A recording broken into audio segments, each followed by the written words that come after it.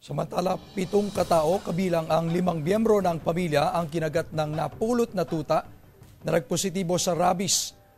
Narito ang report ni Claire Lacanilaw ng GMA Regional TV, 1 North Central Luzon.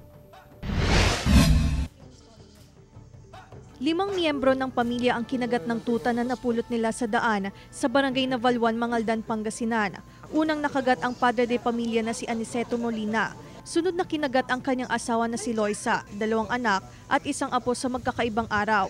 Bago ang magkakahiwalay na insidente sa pamilya Molina, may maglola pa raw na unang kinagat ng tuta ayon sa mga opisyal ng barangay. Nakita ko po kasi doon sa daan, syempre po, naawa po kasi parang nakokonsensya ka kasi naiwan doon sa daan. Kinuha nila, tuwang-tuwa sila, matutuwa daw yung kuya niya kasi nakapulot daw sila ng tuta, yung pa problema. Pinapakain namin, pinaliguan, okay naman siya.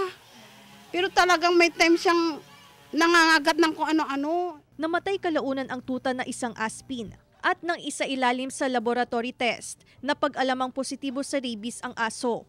Binakunahan agad ng anti-rabies vaccine ang mga nakagat ng aso, pati ang ilang alagang aso sa lugar.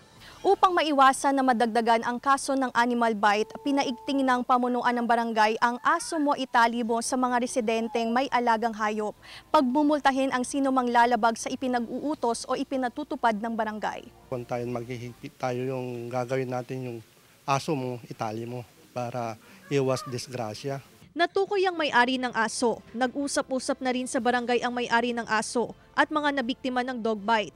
Paalala ng lokal na pamahalaan, sakaling makagat ng aso, hugasan at sabuning mabuti ang sugat at pumunta sa pinakamalapit na Animal Bite Center para sa agarang lunas. Puspusan din ang pagsasagawa ng anti-rabies vaccination ng lokal na pamahalaan sa iba't ibang barangay sa bayan. Mula sa GMA Regional TV 1 North Central Luzon, Claire Lacanilaw, nagbabalita para sa GMA Integrated News.